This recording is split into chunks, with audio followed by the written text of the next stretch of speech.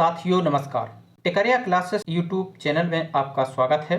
आज के वीडियो में एसएससी जीडी 2026 में होने वाली परीक्षा के संबंध में हिंदी विषय का महत्वपूर्ण प्रैक्टिस सेट चौथा, जिस प्रैक्टिस सेट के अंदर मुहावरे, लोकोक्तियाँ, समास, रस, इन टॉपिकों से संबंधित प्रश्न होंगे और साथ ही साथ एक गद्यांश दिया रहेगा, जिसमें जो कि एसएससी जीडी की परीक्षा में एक गद्यांश आता है। उसमें 5 प्रश्न होते हैं। उसी गद्यांश में रिक्त स्थान भरने को होते हैं। उससे संबंधित एक गद्यांश दिया जाएगा और इन टॉपिकों से प्रश्न दिए जाएंगे। तो चलिए शुरू करते हैं। पहला प्रश्न है आपकी स्क्रीन पर, रंग चढ़ना मुहावरे का क्या अर्थ होता है? रंग चढ़ना। ऑप्शन है ए प्रभाव डालना, बी घबराहट होना, सी व्यवहार बदलना, डी किसी से प्रभावित होना। तो रंग चढ़ना का मतलब होता है किसी से प्रभावित होना। डी इसका राइट आंसर है। आइए बात करते हैं मुहावरे की कि मुहावरा क्या होता है। मुहावरा अरबी भाषा का शब्द है। मुहावरा जो है एक अरबी भाषा का शब्द है और जिसका जो अर्थ होता है, मुहावरे का अर्थ होता है, इसका मतलब होता है अभ्यास होना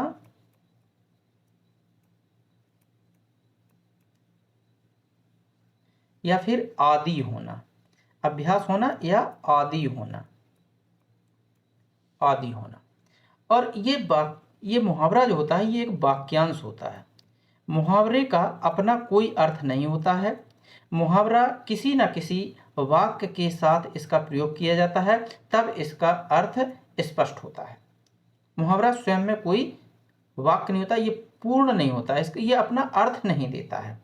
ये किसी वाक्य के साथ प्रयोग किया जाता है, तभी इसका अर्थ स्पष्ट होता है। चलिए आगे बढ़ते हैं कि आरती उतारना मुहावरे का क्या अर्थ है? आरती उतारना मुहावरे का क्या अर्थ है? ऑप्शन है ए नए वस्त्र पहनाना, बी आदर करना, सी पूजा करना, डी धूप दीप करना। इसका जो राइट आंसर है वो है बी आदर करना। यानी कि आरती उतारना का अर्थ होता है मुहावरे में आदर करना। जैसे नई बहू आने पर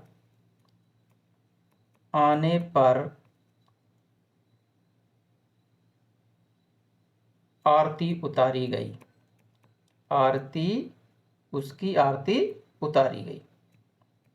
ये वाक्य प्रयोग यानी कि मुहावरा हमेशा किसी ना किसी वाक्य के साथ में प्रयोग किया जाता है। स्वयं में ये अकेला पूरा अर्थ स्पष्ट नहीं करता है, क्योंकि ये वाक्यांश कहलाता है। आगे है कि अपना उल्लू सीधा करना मुहावरे का क्या अर्थ है? ऑप्शन है ए उल्लू की धुनाई करना, बी उल्लू को सीधे खड़ा करना, सी अपना स्वार्थ सिद्ध करना, डी अपने उल्लू को डांटना। तो इसका सही उत्तर है सी अपना स्वार्थ सिद्ध करना। अपना उल्लू सीधा करना मुहावरे का अर्थ होता है अपना स्वार्थ सिद्ध करना, मतलब अपना काम निकालना।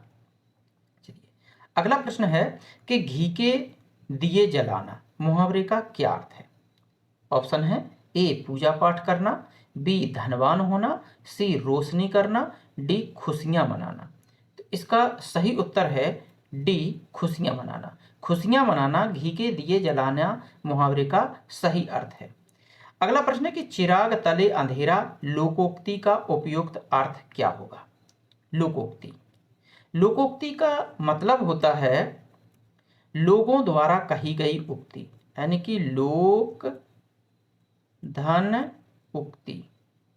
इसका मतलब है लोगों द्वारा कही गई उक्ति।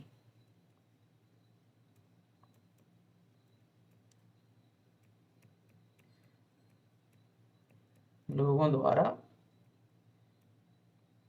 कही गई उक्ति, इसका अर्थ होता है। लोकोक्ति अपने आप में पूर्ण वाक्य होती है।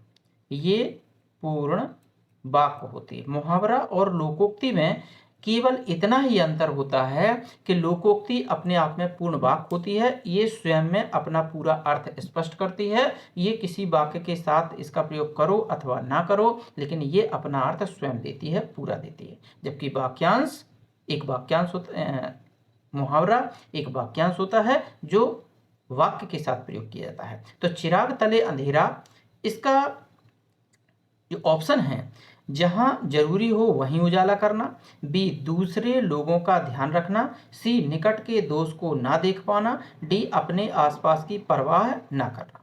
तो इसका जो सही उत्तर है वो है निकट के दोष को ना देख पाना। ये चिराग तले अंधेरा लोकोक्ति का अर्थ होता है। अगला प्रश्न है कि आसमान से गिरा खजूर पर अटका, लोकोक्ति का उपयुक्त अर्थ क्या है? ऑप्शन है ए मुसीबत ही मुसीबत, बी एक नई मुसीबत में पड़ना, सी आधा मुक्त होना, डी मुसीबत में किसी का सहारा मिलना। तो इसका सही उत्तर है बी एक और नई मुसीबत में पड़ना, यानी कि आसमान से गिरा खजूर में अटका। एक मुसीबत थी और दूसरी मुसीबत एक नई मुसीबत आ गई। अगला प्रश्न है आंधी आवे बैठ गवावे, लोकोक्ति का उपयुक्त अर्थ क्या है? ऑप्शन है ए संकट से मुंह फेरना, बी विपत्ति से टकराने का हौसला रखना, सी विपरीत परिस्थिति में उपयुक्त समय आने का इंतजार करना, डी आंधी के बाद पानी बरसने का इंतजार करना। तो इसका सही उत्तर है सी विपरीत परिस्थिति में उपयुक्त समय आने का इंतजार करना। ये लोकोक्ति है आंधी आवे बैठ गवावे, मतलब अगर आंधी आ जाए तो बैठ के उसको उस समय को टाल देना चाहिए। तो इसका मतलब यही होता है कि विपरीत परिस्थिति जब हमारे पास आए, संकट हमारे पास आए या हमारे ऊपर संकट की घड़ी आए तो उपयुक्त समय आने का इंतजार करना चाहिए। सी इसका राइट आंसर है। अगला प्रश्न है कि भई गति सांप छछूंदर केरी, लोकोक्ति का उपयुक्त अर्थ क्या है? ऑप्शन है ए अपने को खतरे में डालना, बी दुविधा में होना, सी दृढ़ संकल्प होना, डी एक दूसरे से बचना। तो इसका सही उत्तर है बी दुविधा में होना। भई गति सांप छछूंदर केरी, दुविधा में पड़ना, ये इसका सही उत्तर है इस लोकोक्ति का। अगला प्रश्न है कि पनचक्की में कौन सा समास है? पनचक्की में समास बताना है कि पनचक्की में कौन सा समास है। तो ऑप्शन दिए गए हैं ए द्विगु समास, बी द्वंद्व समास, सी कर्मधारा समास, डी तत्पुरुष समास। तो पनचक्की में तत्पुरुष समास है, ये पनचक्की तत्पुरुष समास का उदाहरण है। और इसका जो समास विग्रह है, पनचक्की का विग्रह है इसका पानी की चक्की, पानी की चक्की, ये इसका समास विग्रह है, पानी की चक्की। पवन चक्की में ये जो की है इस कारक चिन्ह का लोप हो गया है, इसलिए यहां पर तत्पुरुष समास है। तत्पुरुष समास क्या होता है? तत्पुरुष समास में उत्तर पद प्रधान होता है। उत्तर पद मतलब होता है बाद का पद, यानी कि बाद वाला पद प्रधान होता है, उत्तर पद प्रधान होता है। और जो पहला पद है उस पद में कारक चिन्ह होता है। पूर्व पद में कारक चिन्ह का लोप होता है, मतलब छुपा होता है कारक चिन्ह। ये तत्पुरुष समास का ये पहचान है कि उत्तर पद प्रधान होता है और पूर्व पद में कारक चिन्ह का लोप होता है। आइए जानते हैं कि समास की परिभाषा क्या है। समास की परिभाषा को समझते हैं। दो या दो से अधिक शब्दों के मेल को समास कहते हैं। दो या दो से अधिक शब्दों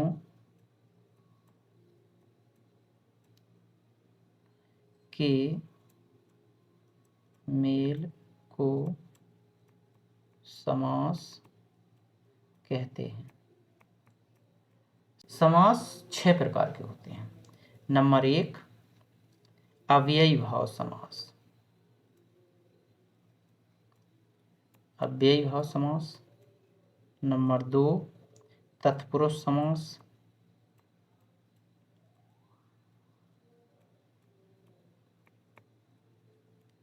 नंबर 3 कर्मधारय समास।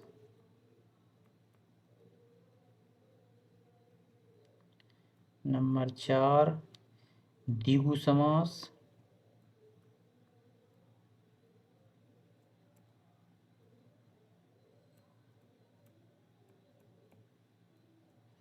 और नंबर 5 द्वंद्व समास।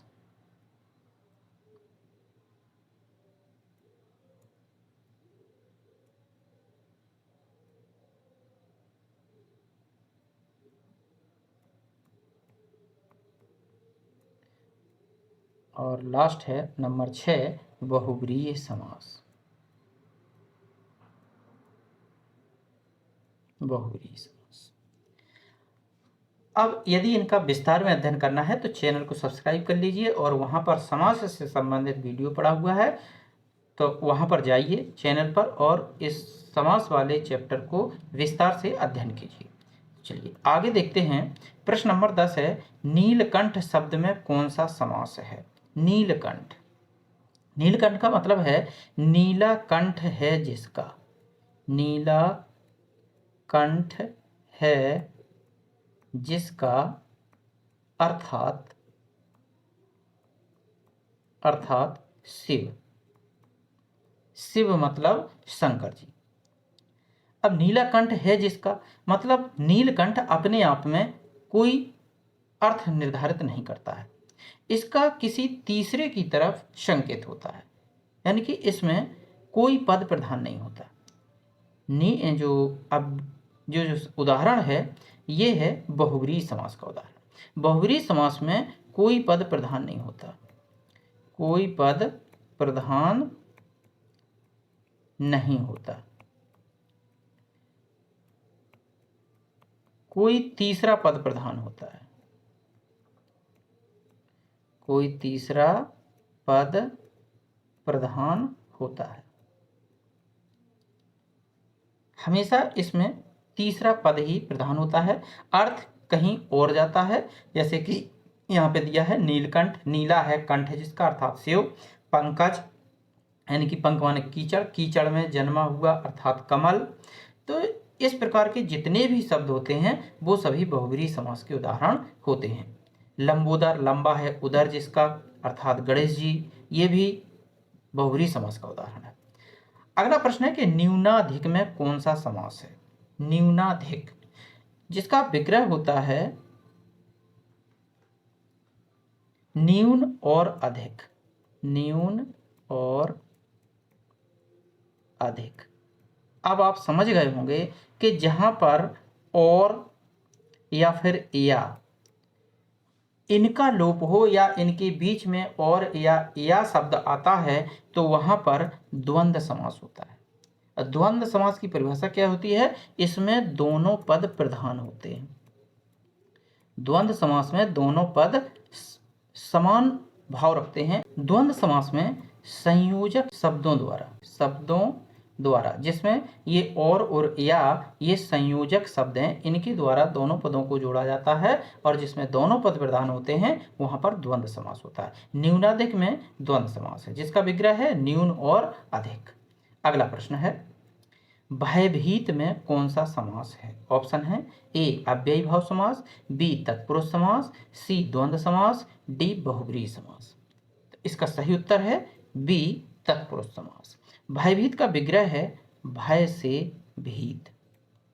भय से भीत। यहां पर जो से विभक्ति चिन्ह है ये तत्पुरुष समास के करण तत्पुरुष का ये उदाहरण है। से जो कारक चिन्ह होता है वो करण तत्पुरुष समास का चिन्ह होता है। करण तत्पुरुष समास यानी कि जो करण तत्पुरुष होता है उसके अंतर्गत से विभक्ति चिन्ह आता है। ये विभक्ति चिन्ह से करण तत्पुरुष का होता है। अगला प्रश्न है, अब ये प्रश्न रस से संबंधित है कि रस का नाम बताइए। यहाँ पर एक दोहा दिया गया है कि हे सारथे हैं द्रोण क्या देवेंद्र भी आकर अड़े, है खेल क्षत्रिय बालकों का व्यूह भेदन कर लड़े। तो इसमें ऑप्शन दिए गए हैं ए क्रोध रस, बी वीर रस, सी रौद्र रस, डी भयानक रस। तो इसका जो सही उत्तर है वो है वीर रस। यहाँ पर वीर का उत्साह बढ़ाया जा रहा है। जैसे मैं सत्य कहता हूँ सखे सुकुमार मत जानो मुझे, यमराज से भी युद्ध को तत्पर सदा मानो मुझे। ये भी वीर रस का उदाहरण है, जहाँ पर वीर का उत्साह बढ़ाया जाए और जहाँ पर उत्साह नामक स्थायी भाव का संयोग जब विभाव, अनुभाव और संचारी भाव से होता है तो वहाँ पर वीर रस की उत्पत्ति होती है। रस की परिभाषा की बात करें तो रस की परिभाषा होती है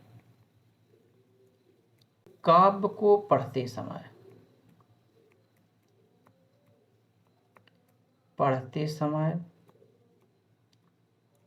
कहानी को सुनते समय,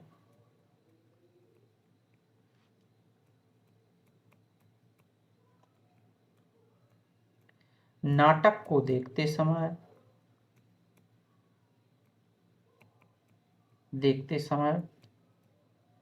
सहृदय के हृदय में, यानी कि जिसके अंदर हृदय है, सहृदय के हृदय में जिस अलौकिक आनंद की अनुभूति होती है उसे हम रस कहते हैं।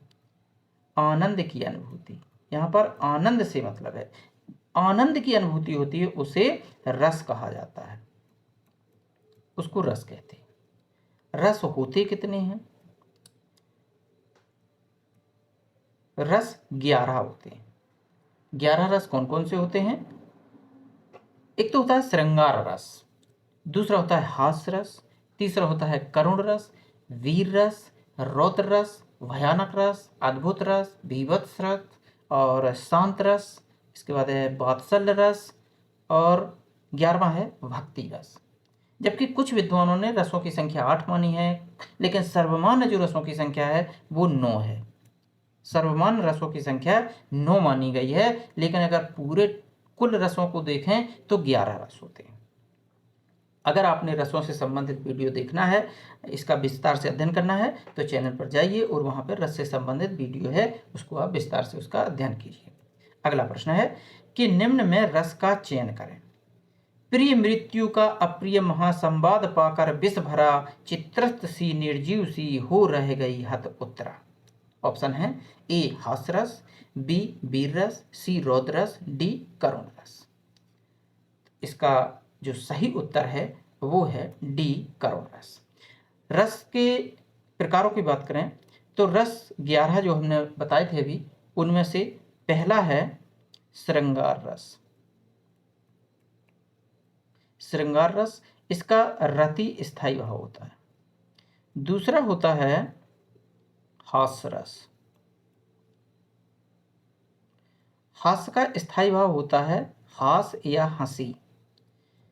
तीसरा होता है करुण रस, करुण रस का स्थायी भाव होता है शोक या दुख। चौथा रस होता है वीर रस, वीर रस का स्थायी भाव होता है वीर का उत्साह। पांचवा रस होता है रौद्र रस, रौद्र का जो स्थायी भाव होता है वो होता है क्रोध।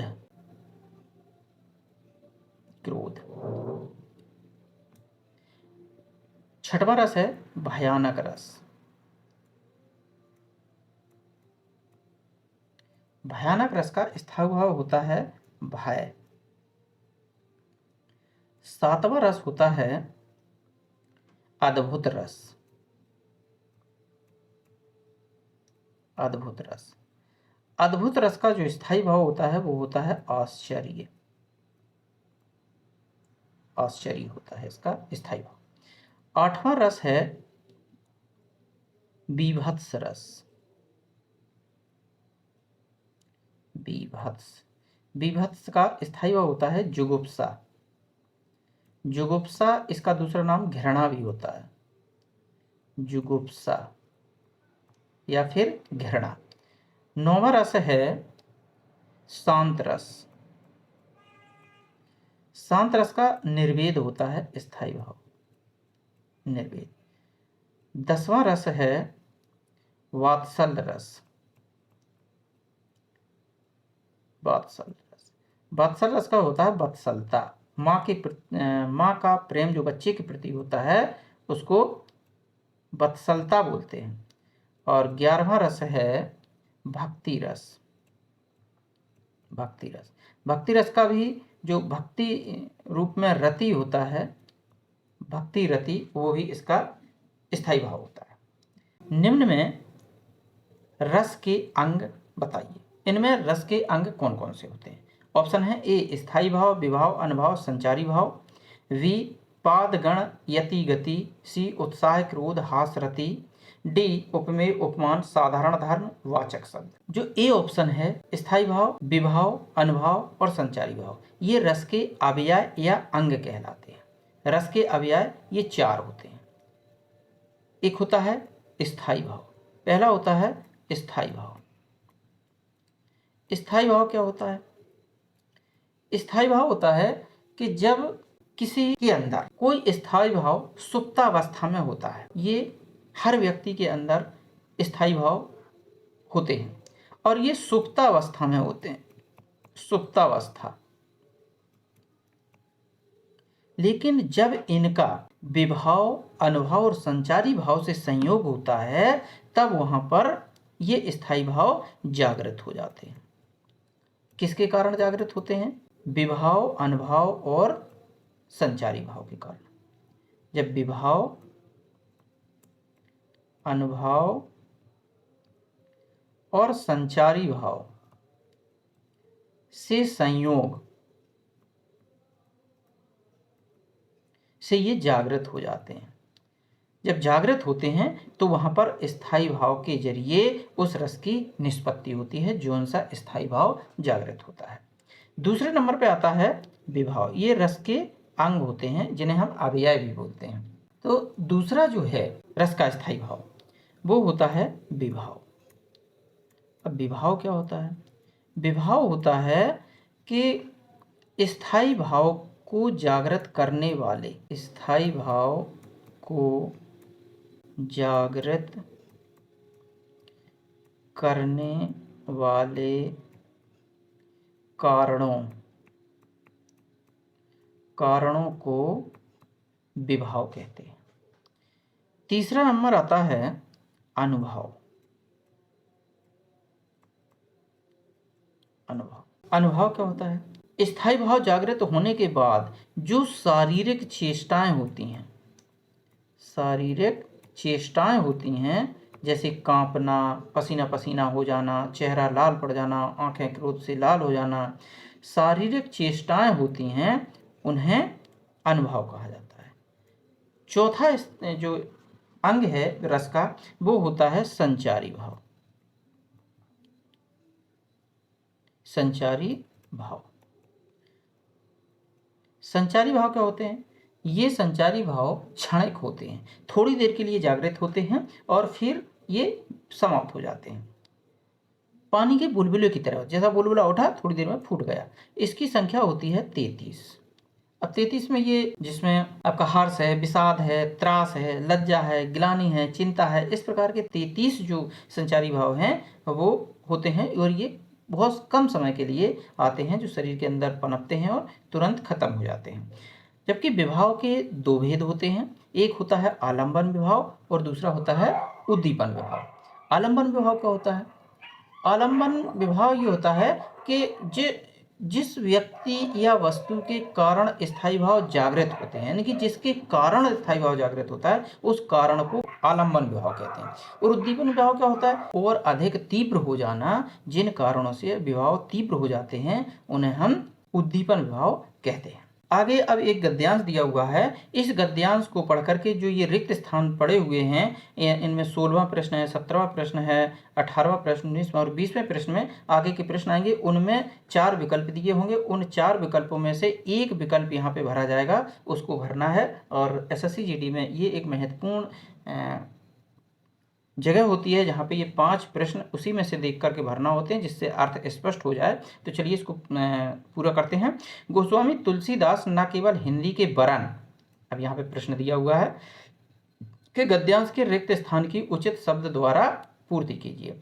ए ऑप्शन में उत्तर, दक्षिण, प्राचीन, असभ्य। तो यहाँ पे देखते हैं कि गोस्वामी तुलसीदास न केवल हिंदी के वरन उत्तर, क्योंकि गोस्वामी तुलसीदास उत्तर भारत के थे। उत्तर भारत के सर्वश्रेष्ठ कवि एवं विचारक थे। तो इसका जो सही उत्तर है वो ए हो जाएगा, उत्तर भारत।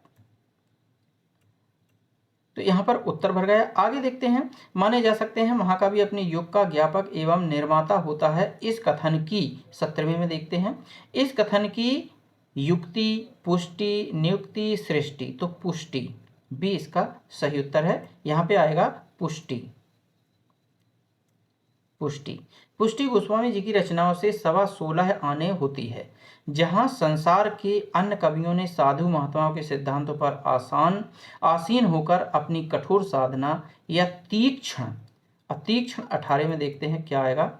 18 में गद्यांश के रिक्त स्थान में तीक्ष्ण के बाद आता है निंदा, प्रशंसा, अनुभूति, गिलानी। तो इसमें सी ऑप्शन सही है, यहां पर अनुभूति आएगा, इसमें अनुभूति, जिससे इसका सही से अर्थ स्पष्ट हो जाएगा।